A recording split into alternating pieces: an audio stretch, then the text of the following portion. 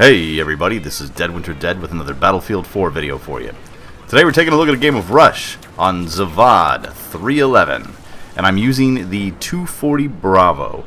And the title might be a little bit misleading, but this is an aggressive 240 Bravo roll. Now the 240 Bravo, as many of you know, hits like a hammer. It just destroys people. But its downside is it has a fairly low rate of fire, and it is difficult to control, especially in run and gun situations.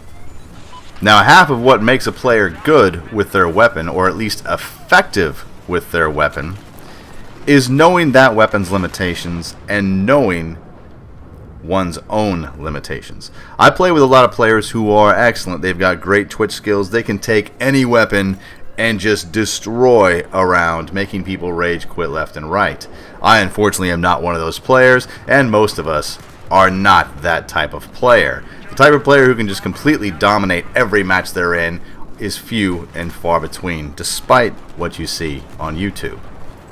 Now, once you are proficient with your weapon of choice, in this case the 240 Bravo, and once you realize your own limitations, you can absolutely be effective on the battlefield.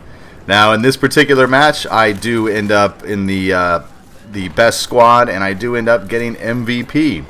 And that is not because I was completely beast mode player. That's because I realized my limitations. I knew my weapon inside and out very intimately, and I placed myself in situations where I knew that I could get the drop on enemies. And that place right now is here, just above the Alpha MCOM. As you can see, my squad leader has deemed that this is the MCOM we are to defend, and that is the MCOM I shall defend until the end.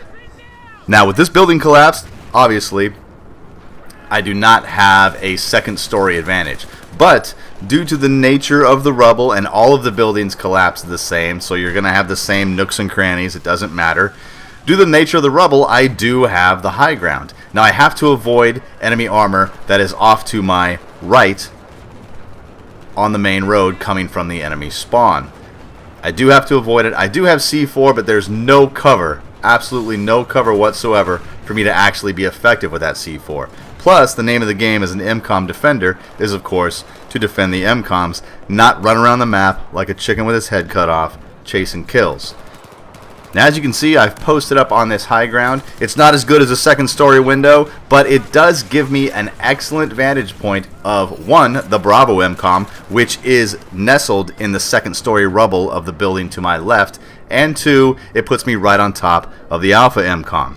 Now, I'm relying heavily on my teammates to spot the bad guys if they see them, as well as the enemy to reveal their own position by using unsuppressed weapons. And again, I am listening to battlefield chatter. If an enemy medic throws down meds and says, "Here's your meds," or "Patch yourself up," that stuff is audible in the battlefield. I can hear it. So remember, keep your ears open, keep your eyes open, and watch your mini-map, and you will increase your success factor exponentially. As you can see, the Bravo MCOM is armed here, but I'm not going to spread myself thin. I'm very aware of the tactic. When one MCOM gets armed, everybody runs to that MCOM, leaving the second MCOM completely defenseless. Now, right here, as you can see, I get a 1,600 plus point streak just by killing the enemy and disarming this MCOM. 2, there we go, 1,650 kill streak. That's a pretty massive amount of points to rack up in the space of probably, what, 7, maybe 8 seconds? So remember, if you can string those kills together, string those positive actions together, you can rack up points left and right. And as you can see here, I'm putting myself into another advantageous position. I realize that I am going up against enemies who are using assault rifles, which outfire me.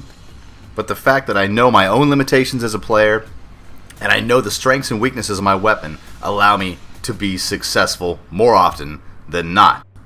Well, guys, I hope you enjoyed this round of Rush Zavod 311. Just some quick insights into how I view the game. Again, very average Joe gameplay, but hopefully for all of you average Joes out there, you can take this stuff and be more effective on the battlefield. Remember to like and subscribe if you enjoyed this content. I got a lot more coming.